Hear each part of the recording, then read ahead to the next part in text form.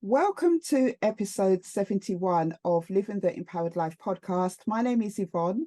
I hope you empowered lifers are doing well today. I'd like to introduce you to my guest on this episode. His name is Stan Starsky, and he is an author, and his book is called Stan Starsky Snacks. It is a gluten-free, no processed sugar, healthy snack book. And Stan transformed his life and now empowers and inspires others to do the same. He has a passion for healthy eating and has discovered the secret to making nutritious meals even more enticing than junk food. So if you're somebody that struggles with sugar at times, like myself, then you probably want to listen in. His expertise lies not only in creating delectable recipes, but also in sharing his personal journey from junk food to a health advocate. Welcome, Stan, to the podcast. Yvonne, thank you. Thanks for having me. I really do appreciate it. It's great to be No here. worries. And Stan has shared with me, he is joining us all the way from, is it Atlanta? It is Atlanta, Georgia. Yes. Atlanta, Georgia, and it's 5 a.m. in the morning where he is. So he's up bright and early to join us and to share his insights with us. Can you tell us about your journey from junk food to being a health advocate? Tell us about your personal transformational journey. Sure. Yeah, absolutely. And Yvonne, thanks again for having me. I do appreciate it. I also liked your episode on advice on advice. So Thank you. I wanted to listen to that too as well because I'm giving advice. So it's always good to get a good frame of context. So, and I really do like your podcast. Oh, But thank yes, you. yeah. So, I actually was on the dark side of junk food for a while. I was the peddler of potato chips, distributing Doritos. I always had the dream, to have my own business. So a long time ago, quite a few years ago, I had a snack and vending route basically. And I started out with a little minivan, and I had sodas and all these potato chips and candies, and I bought some vending machines, and I had them in different locations, and I was loading up all this stuff, and then I had a small cargo van, and then went up to like this 14-foot. It's called like a 14-foot box truck. Yeah. So the business was going pretty good. And it's great exercise. I mean, it's just fantastic exercise of loading these cases of soda on and off a truck and everything. Yeah. I get super duper hungry. So at times I would eat some of the stuff that I'd have, some of the chips and some of the, I would try not to eat too much candy, but maybe a little bit because you just get so hungry, especially Yeah. I'm located in Georgia and it gets really, really hot out. So I'd be back in this truck just sweating and working and, you Yeah. know, living that dream of owning my own business and being my own boss, working 7 days a week, you know, Yeah. um, I eat this stuff. But I never really felt that great afterward, quite honestly. It wasn't really that satisfying. And also for me, and I think I'm lucky in this sense, in a way, is that it actually wasn't so great for my skin either. So I realized when I ate more junk food, the more that I ate, my skin just kind of reacted in a little bit of a bad way with acne or whatever. But so that's what I kind of came to realize at some point. I was just, I got to see the volume of the amount of Yeah. people that were eating on a weekly basis and daily basis. It's really mind blowing. I mean, when you think about it, when you go to the supermarket, the grocery store, and you see that big aisle of there's just aisles of junk food, but there's some that are just dedicated, at least here in the States too. Yeah. And there's a reason for that. There is a massive amount of volume, a massive amount of advertising that goes behind that. So anyway, so I came to the realization after being like a fallen dark angel on the dark side of junk food, on the dark side of food, and realized, like, looking around, that hey, I don't even really like this stuff myself, and it's not, I don't feel good afterward. I mean, maybe you get that immediate, if you're eating some potato chips or Doritos or Fritos or a candy bar or something, but then like an hour later or so, I don't really felt that great. So at that point in time, I actually sold that. It was a small business, and got out of it. And Yeah. I really thought, I'm going to try and do something about this. So I started to make some granola bars. And the other thing too is it really highlights too when you're eating some of this junk food, you look at the ingredients, and think, wow, this is really terrible. I mean, look at this stuff. weird chemicals or so much sugar is the first thing, and it's all these other derivatives of sugar. So I started with granola bars, Yeah. and I think I came up with some pretty good recipes. And I had a cousin that said, you should write a cookbook. And I thought, yeah, that sounds like a great idea. So I put just a massive amount of time into the cookbook, and here it is right here. I got a little Yeah. just to show this thing right here, and it does I don't know Yeah. if it shows all that well, but there again, and you as a small business, you know that everything is always seems easier than it appears to be. So it really took a lot. I had to come up with all these recipes. I tested all these recipes on coworkers, which might be good. I mean, if you like granola, it's a great thing to have somebody coming in every day and testing out different granolas. But I have all these iterations. Some of them would be so subtle, like, okay, this one I put, an eighth of a teaspoon of salt in for this batch, or Yeah. a quarter of a teaspoon. Some people are like, I can't tell the difference between these two granola bars. So subtle. But anyway, so that's a little bit of the kind of the arc of where I came from Yeah. and how I came about today. And it was kind of ironic in the sense that, before I was actually the distributor Yeah. uh, of something that I'm kind of against. So maybe I'm just seeking some sort of redemption, but that's where I am today. I mean, when you were talking about the difference in the supermarkets, it's not much difference over here. Over here in the UK, in the supermarkets, the first thing you will hit when you go into the supermarkets is a lot of the snack aisles, is a lot of the junk food aisles. I remember a little while ago there was a program about they were looking at the psychology behind that as well, because children love sugar, don't they? They put it at an eye level where children can see as well, so it's more likely to go into the basket. So you said like that started you then on this quest to then start to look at healthy alternatives. Can you tell us about, some of the creative and wholesome dishes that you have made so far? So you said about the granola bars and trying out those little things. Yeah, absolutely. It's interesting when you tell people, and maybe we'll talk about this a little more too. But Yeah. if you tell people to eat healthy, it's one thing, hey, eat healthier. But if you don't give an alternative that's actually appealing and tastes good, then it's kind of tough. I mean, you're leading somebody down a path, but without giving them the final destination or some hope or some capability there. So yeah, I've been eating this way for quite some time. And for example, like an apple is, I mean, it's kind of boring in a way, just to sort of eat an apple. It's not as interesting as eating a bag of Doritos or a whole sleeve of Oreos. You don't ever hear somebody say, "Wow, I got a little depressed last night, so I ate a whole bag of apples." Yeah. That just doesn't happen. Yeah. So I've kind of put together a bunch of things in reference to fruit, and I've got to sort of here as well. These acai bowls or acai bowls have gotten really popular in the States. And I thought, it'd be nice to have something similar to that. So got some recipes, these fruit and nut bowls, where it's Okay. different combinations, but most of them will have like an apple and then some strawberries, a banana, some almonds. I put it in a food processor, and it's a consistency. If you really food process it, eventually we turn it into a smoothie. If you added a little almond milk or something else in there, Yeah. it's just a bowl of sort of mixed fruit. And if you like, I personally don't do it, but I know some people that'll decorate the top of it and cut some strawberries in nice little patterns, and you can make like little decorations on top. So for me, it's kind of a really fun thing to eat, and it's super simplistic. And there's the other key too that I think is that don't feel as though it has to be an overcomplicated thing, and really embrace simplicity. There's nothing wrong with Yeah. having super simplistic.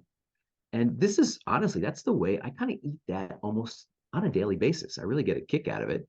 And when I Yeah. tell people about it, they're like, "Oh yeah, I mean that's okay, so that's great. I mean, you put an apple in a food processor, some other things, yeah, that's I kind of get that." So my eye rolls like, oh, whatever. But then when Yeah. my sister stayed with me, I started making that, and she's like, "I love it," and then she would ask Yeah. me to make it. I've had other friends, make it for other people. They're like, "Wow, this is really pretty good. This is such a basic, easy thing." So really, the two things. I mean, don't just don't underappreciate simplicity, uh, Yeah. and be open to trying it. I've eaten this way for a long time now. I really like it, and I always feel great afterward too. I feel good, several hours later as well. How long have you been eating like this with this new healthy lifestyle, Stan? geez, I would say probably like about 15, 20 years or so. Wow. So this Yeah, has been a long journey for you. This is not something you've just started. it has been. Yes, it really has been. And Yeah. was it hard right at the beginning when you were starting that journey to ditch the sugar? Because one of the things I've noticed, sometimes I will do things like I do intermittent fasting. I'm going to come and ask you a question about that in a minute. But one of the things I sometimes do is like a vegan fast where it's just really just stripped bare, like vegetables, fruit, just really stripped bare. But what I noticed in the first few days is that I'd get like a slump because I wasn't eating my cakes and things like that. Did that happen to you on your beginning part of your journey? Did you get a sugar slump and withdrawal from sugar? Yeah, absolutely, yes, yes. So initially, it can be kind of difficult, and I mean, I had to really getting out of that small vending business was also really helpful because one of the things too is just having being surrounded by that. It's very tough. I mean, you don't want to play sort of Yeah, like this willpower game because that's a really tough battle to win. So you're right. It's not easy at first. It's not easy to make a change. Um, and really it comes down to sort of like the inner game and the outer game of this thing too. So if you can have a good attitude about it, the other thing is, I kind of find is not to be overly tense, not to take yourself too seriously. I try not to take myself too seriously. Trying to have it, try and view it not as like I'm going towards this painful uh, place that I'm really trying to deprive myself of something, but I'm going to a happier place. This is kind of yeah, a happier place. And then you can even say, well, I want to live longer. I want to be around for my family and those kind of things. And those kind of things, so all those things are good. But then there's some of the tactical stuff too. And I'm sorry if I'm already alluding to maybe future questions, but no worries. okay. Well, so yeah. So anyway, to answer your question, yes, it is kind of difficult. But if you can limit a little bit of what's in your house, then you're kind of forced to go in this direction. And then you know, if you ever watch like a Dorito ad, here they've got some Yeah, great, or the candy ads are really great. I mean, some of them are kind of funny. They sort of position a lighthearted, funny, happy-go-lucky lifestyle with the worst kind of food. You know, yeah, so what I've tried to do a little bit is do that with apples and do that with fruit and those type of things. Like, okay, this yeah. is you can have a sillier, ridiculous, more fun attitude towards this kind of stuff. You don't always have to associate that with, junk food. So I Yeah. don't know if I answered your question. I kind of went around and around in a circle, but No, that's no, that's absolutely fine. I think just as I was listening to you speak there, I think a couple of the things that I always see people struggle with when they're trying to make that transition to healthy eating is they always have questions like, is the food going to be boring and tasteless and bland? And also as well, because I don't know for you over in Atlanta where you are, to get healthy food over here, like fruits and vegetables, especially fruits, is very expensive. Obviously, they have now in the supermarkets, they have organic supermarkets over here where it's not got no chemicals added or sprayed onto vegetables and fruits. And then you've just got the fruit in the ordinary supermarkets. So, how would you say, or how would you kind of advise people to get around that? The fact that maybe they might struggle to be able to buy some of these ingredients. Maybe they want to try it. And also, as well, getting over maybe that myth of, well, healthy food or healthy snacks is bland. Because I have at times when I've done certain little kind of fad diets, tried to use alternatives like agave syrup or honey or something. And obviously, people say those are natural sugars. But what you're suggesting here is one step further than that. So I think my question is really around how would you help people to get around that? yeah, that's a great question. Well, the first part, the bland part, I think I can address. That's the easier part, I think, in a sense. A little bit, alluding to it a little bit earlier, just putting that the better attitude or perception towards the healthy food, that's sort of one layer. And then the other is just actually finding alternatives that you really do like and love. So there's different levels of kind of attitude. The big picture one, hey, this my lifestyle is going to be better. I'm going to feel better. My skin's going to be better, and all those kind of things as well. And then also having that some actual good recipes that are kind of delicious. And I think when you have to be open to it, and then when you give some of these things a try, I have found that I really do start to like it. I don't know if your taste buds change over time. I've heard that that actually does sort of happen, that your body sort of adjusts a little bit. Like we were talking, you asked a question a little bit earlier about those cravings. Yeah. I do feel I actually kind of crave healthier food now too. Oh. And I think that maybe over time, that sort of happens. So yeah, the bland factor is a little bit of both as far as actually it's got to be taste good and then a little bit of that perception too, because there Yeah. is, I mean, here like, sodas like Mountain Dew and Coca-Cola and all these super sugary sodas, they're commercials. They really kind of almost indoctrinate people to have this perception like, wow, this is the exciting lifestyle. Or I mean, Yeah. even on like Red Bull. Like Red Bull is, you can't get a more exciting lifestyle than a Red Bull lifestyle. I mean, the Red Bull, they'll portray that as you're mountain biking down a mountain or jumping off, base jumping. I mean, the most exciting lifestyle is always portrayed with the worst kind of food, right? Yeah. So if you can even just take that lifestyle a little bit, like, hey, I'm gonna have this healthier lifestyle. That's really where you can actually live the most exciting lifestyle in a sense. Yeah. But it's just not really put out there. That the junk food is well funded. The profit margin is so huge because they can make it so Yes. cheaply. So it's just very super cheap to make. Which goes back to your other point is the expense versus the benefits there. So there is, that's a tricky one because it's right. We don't want to just tell, well, apples compared to Oreos, it can get a bit more expensive. But Mm. if you stick to some stuff that's maybe not super exotic, like apples as a base and some bananas, they're not too expensive. And then, strawberries, fresh strawberries do get to be a bit more when you get to some of those type of fruits. But some of the more basic, not the more exotic fruits are not as expensive. The other thing too is what you can cut out. If you can cut out buying cases, because soda is actually pretty expensive. So, and that can add up. So if you can cut out some of those things, then your grocery bill, it'll shift and it won't be quite as bad. If you can cut out some of the junk stuff that does get kind of expensive. And even just some like bags of Doritos and some of those potato chips and things, actually it adds up pretty quick when you Yeah. get a volume going.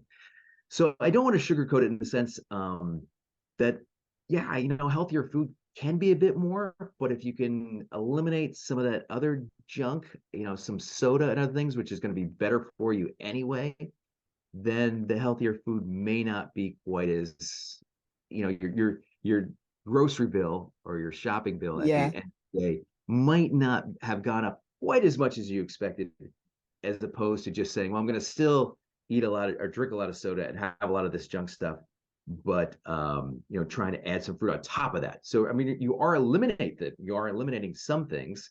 So Yeah. through that substitution, by eliminating some stuff, hopefully the bill doesn't rise too much.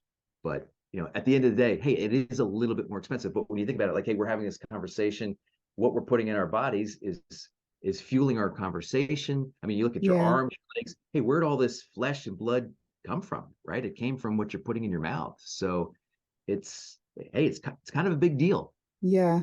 I think it's what you said there is excellent advice. And I think also as well, just in listening to what you said, it is also about changing your mindset towards things. Because if you have had a habit for many years of eating junk food and being used to a certain way of shopping, you're going to have to change some things. You're going to have to change some things in your mindset. You're going to have to change some of your habits. And really, it is going to boil down to your desire for change. That's one of the things that has kept me on kind of my health journey. I'm not saying I've been perfect with it. I have, fallen off the wagon many times. I am prone to my cakes. But I have an awareness more now about what sugar does to the body in the long term. And I mean, I'm now in my mid-40s. So for me, thinking about healthy eating and changing my lifestyle is something that I have intentionally done because I want to be able to be at my best to live an empowered life, have lots of energy, lots of strength to do different things. What is your thoughts on intermittent fasting? Does it work well with your healthy regimen that you talk about in your book? do you get people who have bought your book who use it alongside intermittent fasting? Have you done intermittent fasting yourself? I mean, what are your thoughts on it? Yes. So yeah, I actually do intermittent fasting. I've kind of fallen into it. I think it's actually intermittent fasting and actually a healthier eating or no processed sugar or less processed sugar. And there are Yeah, degrees like, and you've said too, like occasional cake. So yeah, I 90, I guess I could say 90% of the time. And when I'm putting yeah, in my grocery cart, usually I try to, I try and limit what I'm putting in there. I read ingredients, and there's some things, some tips you can do there. But with intermittent fasting, actually, I think eating healthier does go kind of hand in hand because it's just a whole lot easier. Like if you're drinking lots of soda and eating lots of sugary stuff, it's really hard. I mean, it almost puts you on that cycle of just wanting to eat more and yeah, more spikes of satisfying some hunger and then just a drop in sugar levels and just going that up and down. I think it's a lot more difficult. So it yeah. naturally plays into intermittent fasting. I actually do it, but what's interesting for me a little bit, and maybe some other people find this, so I set out to eliminate processed sugar. And by eliminating processed sugar uh, and eating healthier, I almost naturally fell into being gluten free. And I never really, it wasn't necessarily the goal. And I know some people have celiac disease and they struggle. So that's much harder for Yeah. them. But so sorry, I don't mean to stray too much, and that's a bad habit of mine to start to go into a tangent. No, But no worries. well, thank you, thanks, I appreciate it. You're very patient, Yvonne. Thanks. It's okay.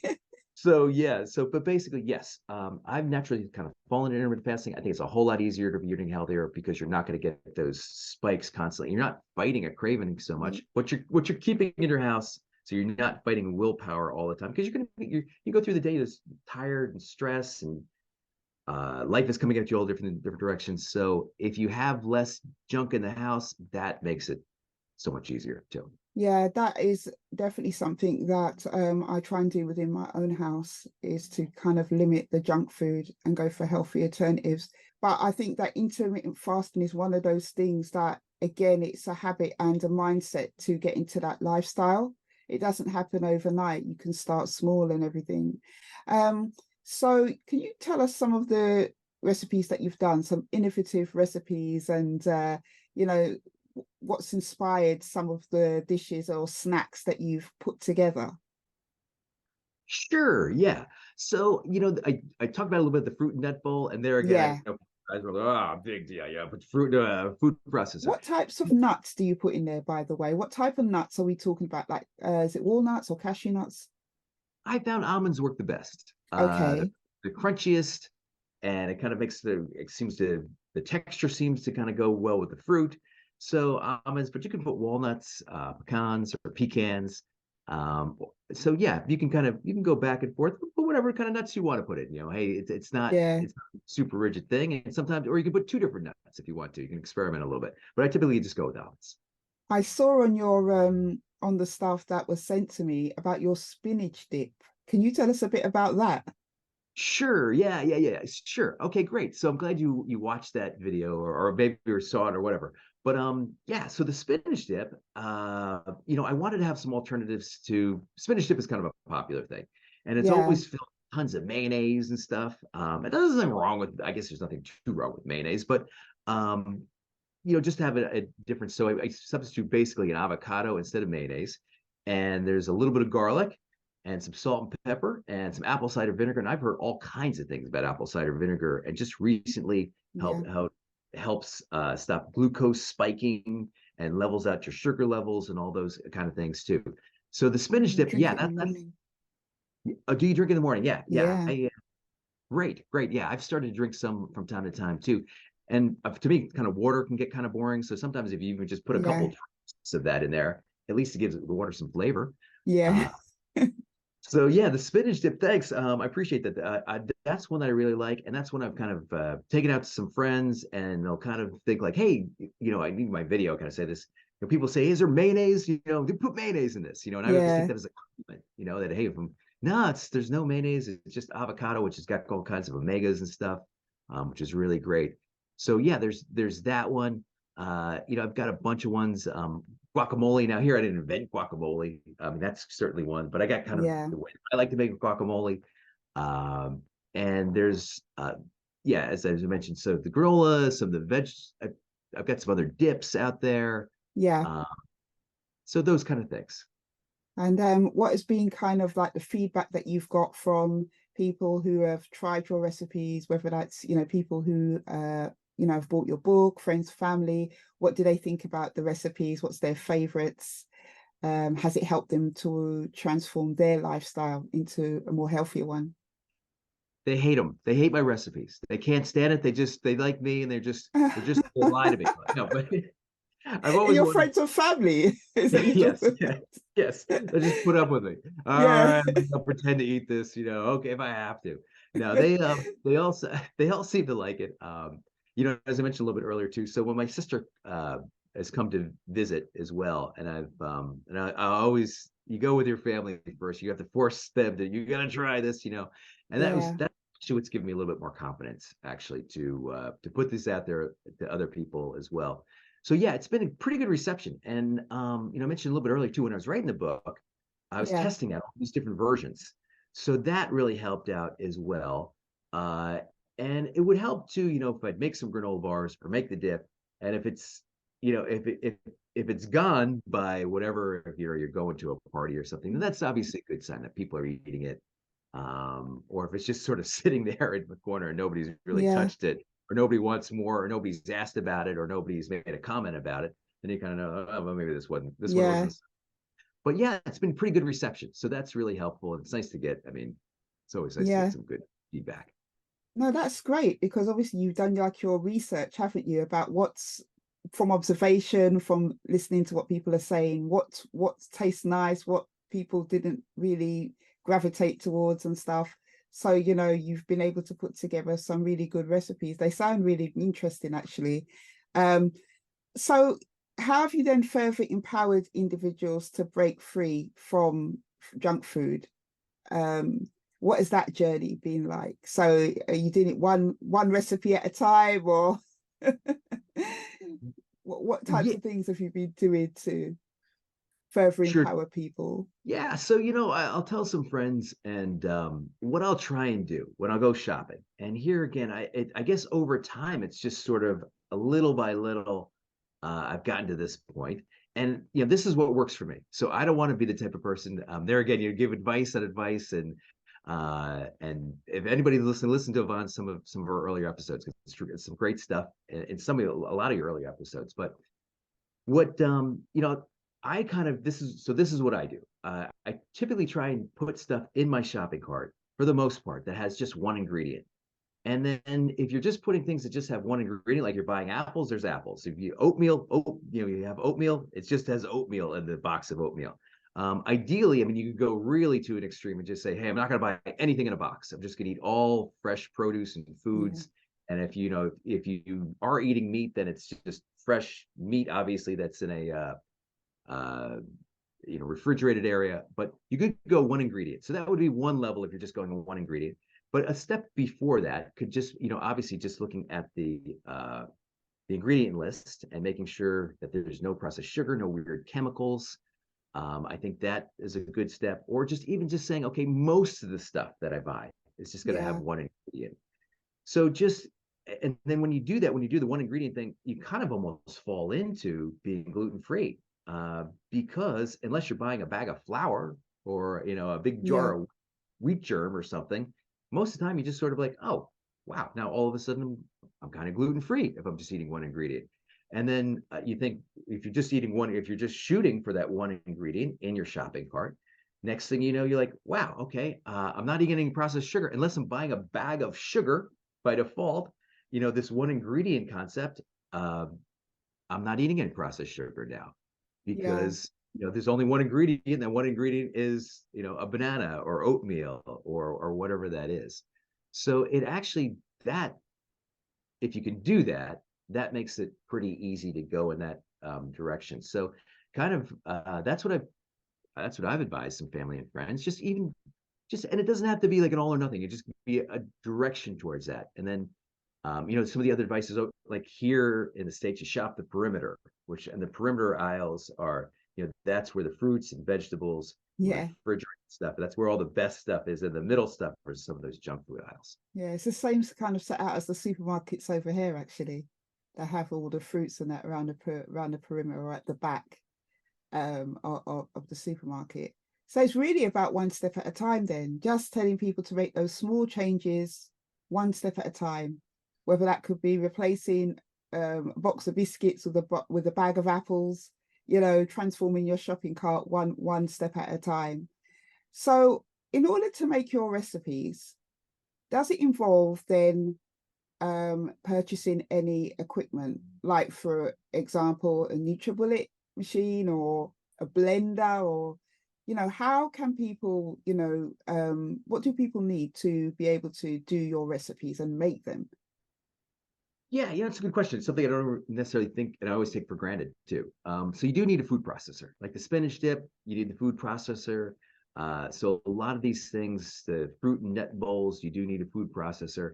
So really, food processor. If you're making granola bars, you will need some type of like Pyrex pan. Um, Nothing too elaborate though. There's not Yeah. some super elaborate, dough machine or some kind of, some imported Italian whatever kind of machine or chopper or something like that. Yeah, so pretty basics, fairly basic stuff, but yeah, food processor and some basic pans and stuff. So yeah, that's great, because obviously it's just like a self-investment if you can invest in one thing. I mean, I don't have a food processor. I have a blender, a Okay. NutriBullet, and a juicer. So I use those quite a bit. But I think if somebody's really serious about transforming their health lifestyle, then just investing in one piece of machinery like a food processor is not going to really be a big deal, because you're going to be using it a lot. So is there anything else, Stan, you want to tell us about your book and the benefits of getting your book? How is it going to be bringing transformation to people's lives in investing in your book and your way of, healthy living? So I would say, if it's okay, I'll just tell people to Yeah, go to my website too. yeah. So it's Well, I'll thank you, be thanks. So providing links as well. So as well, I'll be providing and telling people, I'll be posting the links in the show notes and description box as well. But yeah, go ahead, Stan. So it's just stanstarsky.com. And there, take a look at a video. This is the book maybe is not for everyone. It's a sillier book. It's ridiculous. It's got a goofy kind of tone to it. So I'd say don't even buy my book. Matter of fact, nobody's allowed to buy my book until you watch a video. Yeah, Uh, and then you can get a feel like, okay, well, I like this or I don't like this. And then that way, and because really, and I'd love for people to buy the book, but you don't have to. You can watch some of these videos for free. And then I think if you do watch some of these, you might like, maybe I'll treat myself and buy this book.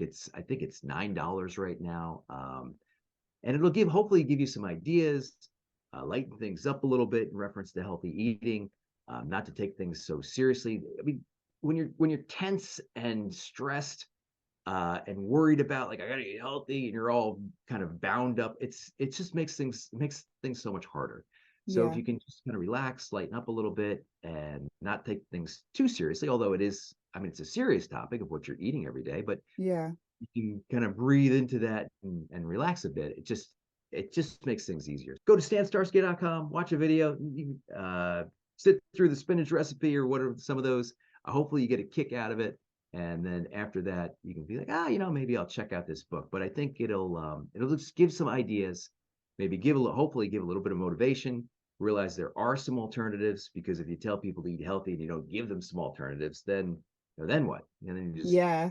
go into a corner. Yeah, I think that's excellent advice. I mean, one of the things I said recently on an interview I did with another guest of mine, where we were talking about self-care, is that in order to live the empowered life, you are the vehicle that's living it. And if you are tired, stressed, sluggish, because of diet, because of stress, because of other kind of life factors, it's going to be very hard for you to live the life that you want. So, empowered living does involve, you know, making great choices. And that includes also as well with what we put into our bodies. So what three tips would you say, Stan, you could give our listeners on how they can live an how they can live an empowered life? In reference, and this works for me. Yeah. So, and since we're on the topic, since we're very specific about what I'm focusing on the healthy eating, Yes. Yeah. um, and I guess it goes for everything too. If you can, even if you're doing something serious or you're taking on a big project, I think it's good to have a little bit of a lighthearted, or it's that paradox, right? I mean, you're Yeah. doing something serious, yet at the same time, don't get so stressed out of it. If you can lighten up about it and joke around about it and have some fun with it, it will be easier. I mean, if you can find some pleasure out of things, that makes whatever task that is easier, including eating. Yeah. So, that's for one. And then specifically, like if you want to really kind of drill down to the minutiae type of things, the shopping cart, what you put in your shopping cart, that is going to have if you don't have this stuff in your home, it's going to really, it makes it a lot easier too, because you're at times of weakness, and everybody has times of weakness too. If you have a lot of junk food in your house, if you don't Yeah. have it in your house, then you're not going to, fall prey to that. So kind of going with that one ingredient, trying to get more of one ingredient things, and having that big picture thing. And then I like to kind of even use it, that immediate gratification in a sense. I know that if I'm eating fruit, I'm going to feel good afterward. So that is a little bit of immediate gratification. You can think the big picture as far as, hey, I'm healthier, or this is good for me, and I'll be around longer for my family, and all those kind of things. All that big picture stuff is good, but you can try and put it into your mind, rewire your head a little bit, like, okay, I'm going to eat this fruit and nut bowl, and I am going to get some. It's going to taste good. That's going to give me some immediate gratification. Right after, I'm going to feel great. That's going to give me some, that immediate gratification too. So if you can kind of align as many things, big picture, tactical stuff, some short-term stuff, all those kind of goals into one, the more you can align that with seeking pleasure and then avoiding some pain, I think you have a better shot at whatever you're doing, so. Oh, thank you for that advice, Dan. I think that's great advice. It's all about aligning and knowing what your goals are, and also, as well as you said, all the things about just having, the different benefits of healthy living and going forward with that. Do you have like a Facebook book, social media, and all that stuff? Really just go to my website first, and then there you can just find there's a link to the YouTube videos. So that's the easiest place just to go to. So yeah, it's just stanstarsky.snacks.com. And And is your book available on Amazon? it is, yes, thank you. It is Okay. available on Amazon. Yes. So I will yes, you're allowed to buy it. Watch a video first. So at least you Yeah. get the vibe of it first. But you could, yeah, absolutely. And thank you for that. I appreciate that. Oh, Yes. no worries, Stan. And what is your future looking like now with all this health stuff? You mentioned right at the beginning about you had this business with all the junk food.